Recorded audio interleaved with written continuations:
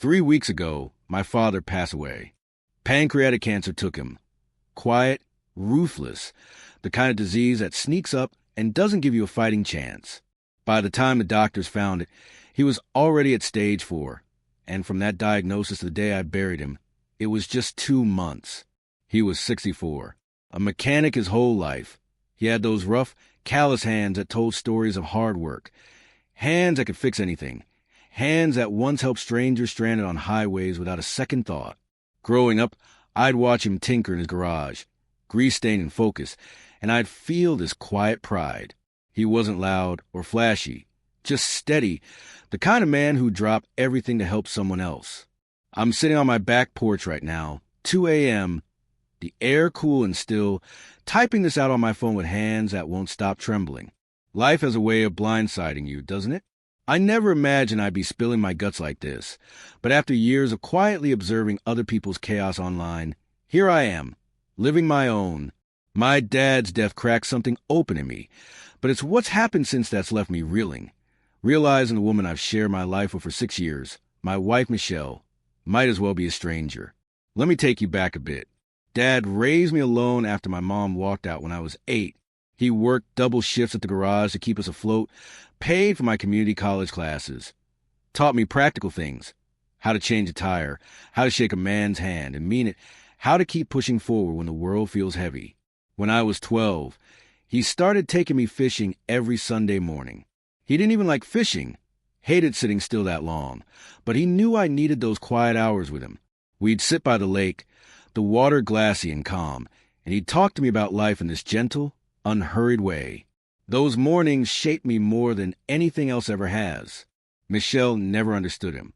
We met 6 years ago, and I thought our differences were what drew us together. She came from money, private schools, summers in Europe, a world of polished manners and expensive tastes. I was the blue-collar kid, rough around the edges, proud of my roots. She'd tease me about it. Little jabs about my dad's thick accent or how he'd fumble with the forks at upscale restaurants we'd visit with her friends. I'd laugh, thinking it was harmless, that she was just poking fun at our contrasting worlds. Looking back, I see how naive I was. When Dad got sick, everything shifted. I started spending weekends at his place, running errands, driving him to appointments, and eventually helping him in and out of bed when he grew too weak to manage alone. Michelle came with me exactly once. She sat there, scrolling through her phone, sighing dramatically every few minutes before opening a window because she couldn't handle the antiseptic smell. Dad noticed. Of course he did. But he just gave me this little wink and said, she's probably got important things to tend to. Important things like her spin classes, brunches with her girlfriends, and whatever else filled her days while I worked 10-hour shifts to keep our life running. 2 days before he died, I was at his bedside. He was frail, a shadow of the man he'd been, but his eyes still had that spark. He asked the nurse to help him reach under his pillow, and with shaky hands, he pulled out an old Tizot watch. It wasn't much to look at, simple, worn, nothing like the sleek gadgets people flaunt today. But to him, it was everything. He'd gotten it after 30 years of the garage, a quiet nod to his loyalty. The back was engraved with his name and the dates of his service. He pressed it into my palm, his grip weak but firm, and told me he was proud of the man I'd become. I lost it right there, tears streaming down my face.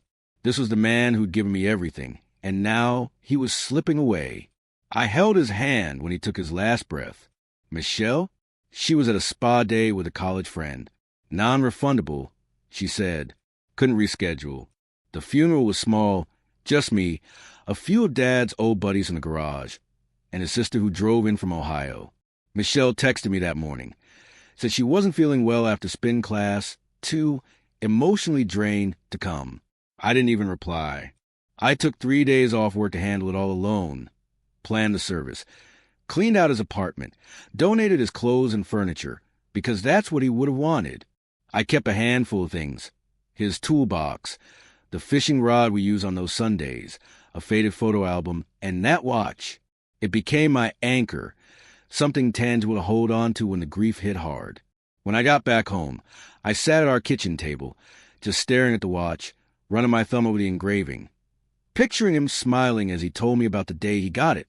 Michelle walked in, fresh from the gym, protein shake in hand, workout gear pristine. She glanced at me, rolled her eyes, actually rolled them, and said something I'll never unhear. She told me my dad wasn't that great, that maybe now I'd stop using him as an excuse for being weak.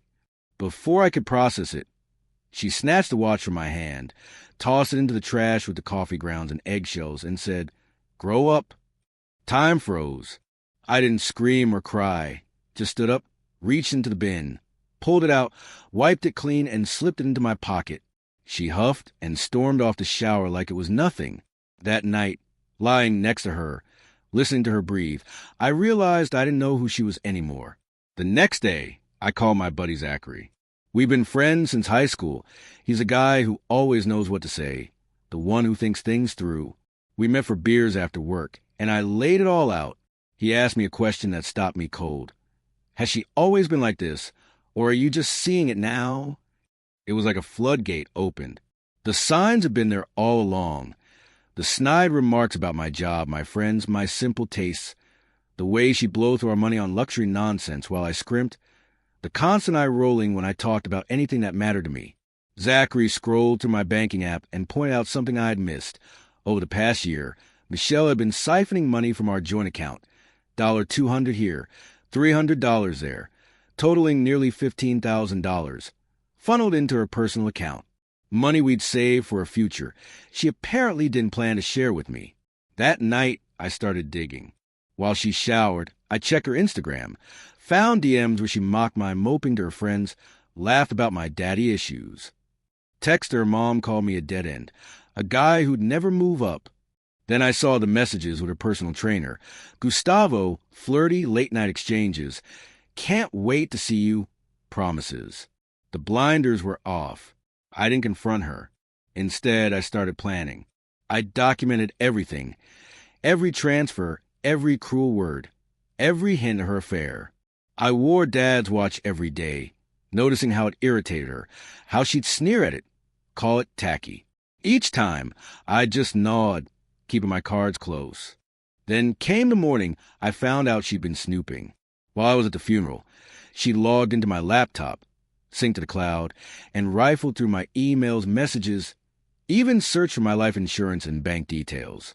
The woman who couldn't spare an hour to mourn my father had time to dig for my financial secrets while I buried him. That was it. I met with a lawyer the next day, moved Dad's watch and my important papers to a safety deposit box, and began untangling myself from her. 2 weeks later, things escalated. I caught a glimpse of her phone lighting up on the bathroom counter. A message from G saying, "Miss you, baby. Can't wait for tomorrow." Gustavo, no doubt. It wasn't a shock, just a relief, the final confirmation I needed. My lawyer, a sharp woman with no patience for nonsense, explained that Michelle's money transfers could be classified as marital waste in our state, something that had helped me in the divorce. She told me to keep gathering evidence, so I did. Screenshots, texts, bank records, all stored in a cloud folder with backups at Zachary's place. Zachary's been my lifeline through this. He's the friend who shows up with takeout when you're falling apart, but also keeps you grounded. When I talked about confronting Michelle, he stopped me. "No grand showdown," he said. "We're doing this smart." So we planned my exit like a military op. I opened a new bank account, siphoned small amounts to build a cushion, nothing she'd notice. At home, I played the part, smiled at her stories, nodded through her complaints, acted like I didn't see her texting Gustavo on the couch next to me, all while wearing Dad's watch, watching her squirm every time she saw it on my wrist. Once, she accidentally knocked it off the nightstand, surprised when it didn't break. German engineering, I said under my breath. Built to last, unlike us. A few days ago, I almost wavered. We were eating takeout, my dime, as always, and she was charming, laughing at my jokes, asking about my day. For a moment, I wondered if I was overreacting. Then her phone buzzed, and she excused herself for a 20-minute call with her mom, returning with fresh lipstick. Who does that for their mother? Later, I checked her tablet's location history. 3 times a week, when she claimed to be at her women-only spin class, She'd been in an apartment complex across town, Gustavo's complex, according to his social media. Cliché, but real. The breaking point came last weekend. She announced a girls' retreat at a fancy spa, asked me to transfer $2,000 to her account. I did it, no questions, then called her friend Michaela, one of the few in her circle I actually like. After a long pause, Michaela admitted there was no retreat. She hadn't seen Michelle in weeks. That was all I needed. While Michelle was off, presumably with Gustavo, I moved. I withdrew half our joint savings, canceled most of our shared credit cards, left her favorite one active just because, and signed a lease on a modest one-bedroom apartment. Zachary and his brother helped me move the essentials: clothes, Dad's toolbox, my gaming setup, the fishing rod. We left the overpriced furniture, the $3,000 couch no one could sit on, the driftwood coffee table, the mountain of decorative pillows. I left the divorce papers on the kitchen table, no note, just my wedding ring beside them. Next to that, I stacked printouts, her text with Gustavo, her location history, the bank transfers, and a receipt for the safety deposit box holding Dad's watch when I'm not wearing it. I knew she'd try to take it if she could. Then I blocked her number, muted her online, and waited. That was yesterday. She came home tonight, and her friends started texting me. Apparently, she's been saying for months that I'm unstable, obsessed with my dad's death. Setting me up to look like the crazy one. Clever, but too late. Now I'm in my new place. It's bare, mattress on the floor, laptop on a folding table. But it's mine. Peaceful. My phone's buzzing with alerts. She just charged $3,000 on that last credit card at some boutique. Stress shopping, I guess. Enjoy it while it lasts, Michelle. The lawyer says I'm solid. Legally, I've covered my bases. Morally, that's trickier. Some nights, I wake up wondering if I should have fought harder, seen the signs sooner. Then I remember her tossing Dad's watch like it was garbage. And I know I'm doing the right thing.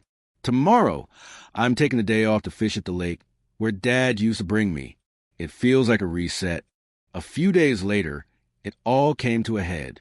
I'm in a diner now, hands still shaky, typing this on my phone. The waitress keeps eyeing me, probably because I'm alternating between chuckling to myself and staring at my cold eggs like they hold the meaning of life. 3 days ago, I moved out and left those papers. 3 days of quiet, aside from the barrage of calls and texts I've ignored but saved. Then, this morning at 6:43 a.m., Michelle showed up at Zachary's place. She didn't know my new address, but she knew he'd be my refuge. Zachary texted me the play-by-play. She was banging on his door, hair dripping wet, in a bathrobe and slippers, screaming he took everything. Zachary, half asleep, cracked the door, chain on, and asked what she was doing there. She ranted about me emptying the accounts. I took my half, as documented, and ruining her life. When he pointed that out, she unraveled, crying, yelling, crying again. She demanded to know where I was, where her money was. Zachary hit her with, "If it's yours, why's his name on the paychecks?" She tried to barge in. He shut the door and locked it. A neighbor called the cops. Apparently, a bathrobe meltdown at dawn raised his eyebrows. The police were calm, told her to leave or face trespassing charges. She took their ride home, but not before yelling that my dad would be ashamed of me. She couldn't have been more wrong. These past few days have been strange, liberating, but heavy. My apartment's still sparse, but I'm sleeping better, no longer tensing for the next jab. I started therapy yesterday with a woman named Cheryl. Cried my eyes out talking about Dad. Found an old photo of him teaching me to change a tire, his hands guiding mine, that patient smile. Framed it by my bed. Work's been a lifeline.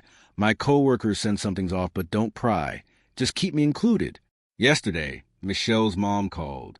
She's always been kind, despite everything.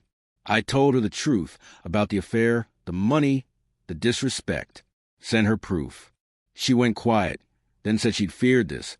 Michelle's done it before. High school, college, a trail of broken trust. She apologized, said she should have warned me. I told her it's not her fault. This morning, after a scene at Zachary's, I texted Michelle, Grove Park, 2 p.m., public, safe. She replied with heart emojis, like we were patching things up. Delusional. I got there early, sat by the duck pond where Dad used to take me, watching the water ripple. She arrived, sunglasses, perfect hair, but shaky. She launched into a speech about forgiveness, how we could fix this. I let her talk, then cut in, told her I knew it all. Gustavo, the money, the lies, her trashing Dad. Her face cycled through emotions before settling on tears, claiming it was a mistake, that she'd change. When that didn't work, she turned venomous, said I'd regret it, that I was pathetic, that the watch caused all this. I rolled up my sleeve, showed it ticking on my wrist, and walked away as she yelled about alimony. Hours later, Gustavo texted me. He's done with her drama. Sent a screenshot of her threatening him. Michelle spiraling, max cards, mortgage due, calling everyone for cash. I'm not gloating, I just feel free. Tonight, I'll visit Dad's grave, bring his favorite awful candies, tell him I'm okay. Tomorrow's uncertain, but I'm hopeful. Ran into an old friend, Mara, at the store yesterday. She asked about the watch, listened to my story, really listened. We're grabbing coffee next week. Nothing big, just a start, if you've read this far. Thanks. Writing it helped me see I'm not nuts for feeling this way. Hold on to what matters to you, your version of Dad's watch, and don't let anyone diminish it. I won't anymore.